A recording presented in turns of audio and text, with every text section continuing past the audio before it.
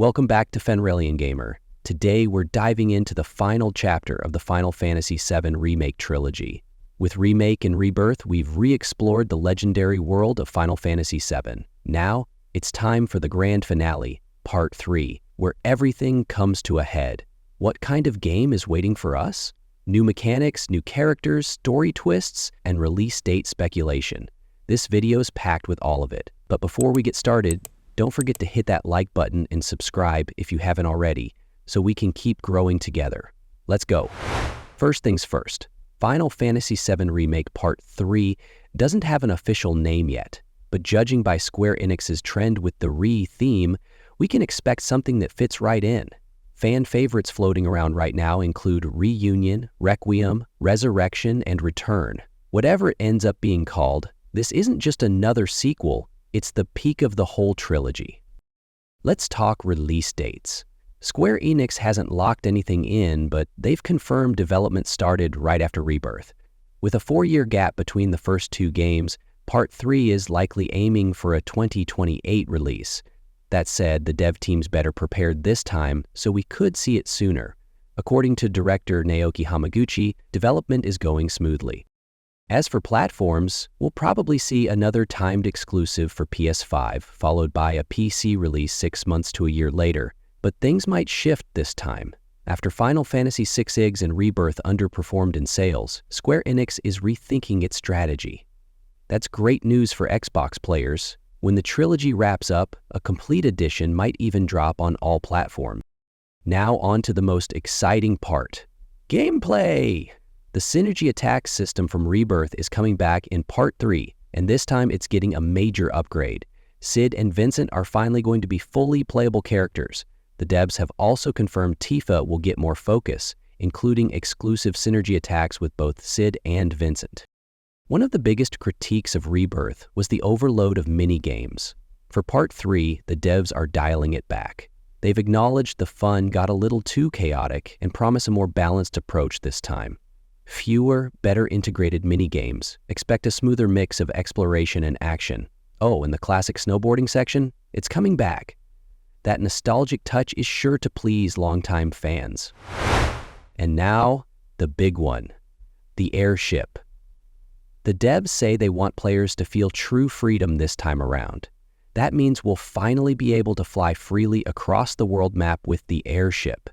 In past games, exploration was restricted, but Part 3 aims to deliver a fully open world feel. This could totally change how we experience the story and side quests. Story-wise, the devs say the core plot will still follow the original Final Fantasy VII, but that doesn't mean things won't change. We already saw major twists in Rebirth, like how the Temple of the Ancients played out differently. So yeah, expect some big surprises. Aerith's fate especially is still a massive question mark. Will that iconic scene repeat, or will fate be rewritten again? It's not just about the classic cast. Newer characters will also get closure. Figures like Chadley and Johnny, along with others introduced in Rebirth, will have their curtain call moments. This game is the final bow, not just for Cloud and Sephiroth, but for the entire universe. Get ready for an emotional send-off. Don't forget, this game will also merge Cloud's and Zack's stories. The parallel timelines we saw at the end of Rebirth will finally get explained. Fans have been debating for months, who is the real Cloud? What's Zack's ultimate fate? All those answers are coming in Part 3. Square Enix promises to leave no loose ends. This trilogy is going to end with clarity and impact.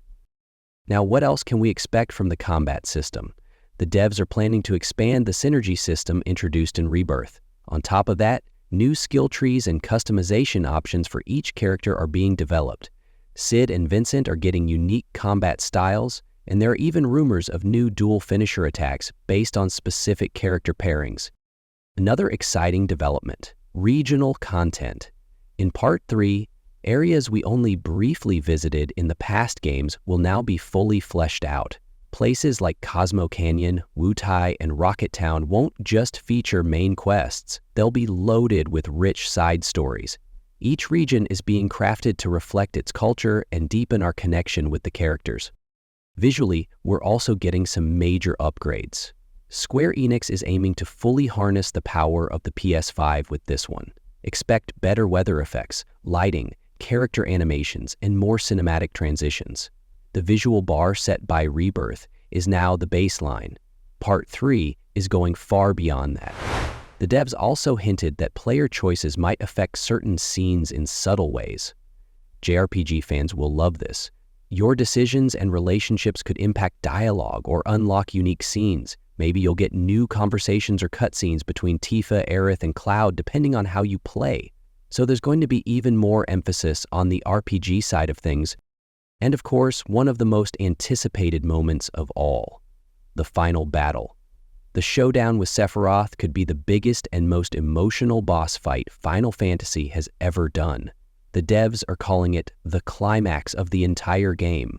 With custom music, camera work, and mechanics, it won't just be a fight. It'll be a farewell to a legend that's lasted over 20 years. Let's talk music. One of the strongest elements of Final Fantasy VII has always been its soundtrack, and Part 3 is taking it to another level. Nobuo Uematsu's iconic tracks are getting revamped, and brand new compositions are being added for new zones and character arcs. The final boss theme? It's already being hyped as one of the most unforgettable pieces in the franchise. Also, there's a hot topic going around the community. Will there be a New Game Plus mode?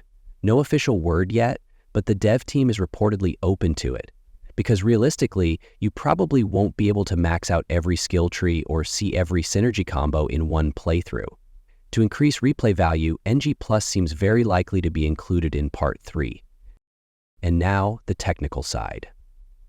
There are strong rumors that the game is being built on Unreal Engine 5. That means near-instant loading times and a much smoother open-world experience. Thanks to the PS5's SSD, we're expecting seamless transitions between areas. Some sources even claim there will be no loading screens between gameplay and cutscenes at all. The final entry in the Final Fantasy VII Remake trilogy isn't just a game. It's shaping up to be a farewell letter to an entire generation.